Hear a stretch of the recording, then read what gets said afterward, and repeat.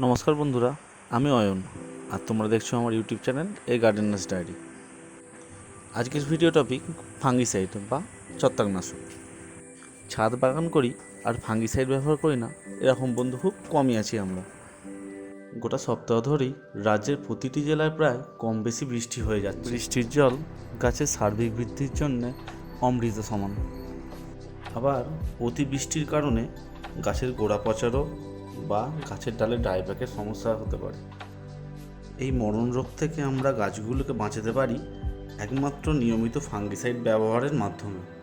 বছরের অন্যান্য দিনগুলো ফাঙ্গিসাইড আমরা মাসে একবার করে ব্যবহার করলেই হবে, কিন্তু এই বর্ষাকালে ফাঙ্গিসাইড প্রায় প্রত্যেক সপ্তাহে ব্যবহার করাই খুব আবশ্যিক। ইদানিং বাজারে অনেক রকম ফাঙ্গিসাইড পাওয়া যায়, তবে আমি তোমাদেরকে যে ফাঙ্গিসাইডটার সাথে পরিচয় করাবো এটি হচ্ছে সাব ফাঙ্গিসাইড। এটি একটি খুবই কার্যকরী ফাঙ্গিসাইড এবং সহজলভ্য, মোটামুটি সব জায়গাতেই পাওয়া যায়। এই ফাঙ্গিসাইডটি একটি কমপ্লিট ফাঙ্গিসাইড। কমপ্লিট বলছি কারণ এই ফাঙ্গিসাইডটির কম্পোজিশন কার্বেন্ডাজিম 12% এবং ম্যানকোজেব 63%। এটি একটি সিস্টেমিক ফাঙ্গিসাইড, আবার কন্ট্যাক্ট ফাঙ্গিসাইড, উভয়ভাবেই কাজ করে। সিস্টেমিক ফাঙ্গিসাইড কার্বেন্ডাজিম, এর কাজ গাছের জাইলেম কলার মাধ্যমে গাছের ভিতর পর্যন্ত পৌঁছে গিয়ে ভিতরকার ছত্রাকগুলি মেরে ফেলা। আমরা যদি দেখি কোনো গাছ ঝিমোচ্ছে বা তার অবস্থা প্রায় মরণাপন্ন, তখন আমাদের বুঝতে হবে গাছটির শিকড়ে কোনো সমস্যা হয়েছে বা গাছটিতে ফাঙ্গাসের আক্রমণ হয়েছে। তখন আমরা 2 থেকে 3 গ্রাম ফাঙ্গিসাইড জলে গুলে টবের মাটিতে দিয়ে দেব। ম্যানকোজেব, এটি হচ্ছে কন্ট্যাক্ট ফাঙ্গিসাইড।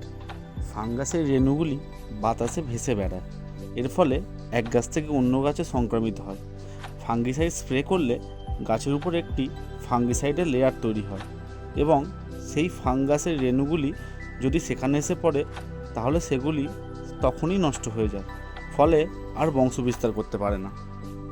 ফাঙ্গিসাইড স্প্রে করার ক্ষেত্রে আমরা প্রতি লিটার জলে 1 থেকে 1.5 গ্রাম হিসাবে ব্যবহার করব। ওই 1 লিটার জল যদি মোটামুটি আমরা 10 ইঞ্চি টব হিসাবে ধরি তাহলে 3টে গাছে স্প্রে করতে পারবো, আর যদি তার থেকে ছোট বা 6 ইঞ্চি টবের মতো যদি গাছ থাকে তাহলে আমরা 6টা মতো গাছে স্প্রে করতে পারবো। আর একটি কথা, আমরা ফাঙ্গিসাইড তখনই স্প্রে করব যখন দেখব পুরোপুরি বৃষ্টি থেমে গেছে এবং টবের মাটি শুকনো হয়েছে। গাছে স্প্রে করার সময়টা বলে দিই, সকালে রোদ্দুর ওঠার আগে আর নয়তো বিকালে সূর্য অস্ত যাওয়ার পরে। প্রখর রোদ্দুর আমরা কখনোই গাছে ফাঙ্গিসাইড স্প্রে করব না। যদি আমার ভিডিওটা দেখে তোমাদের একটুও সাহায্য হয়ে থাকে তাহলে আমার চ্যানেলটিকে সাবস্ক্রাইব করে নিও এবং আমার পাশে থেকো। চলো আজকের মতো আসি, আবার দেখা হবে কোনো একদিন অন্য নতুন কোনো ভিডিও নিয়ে।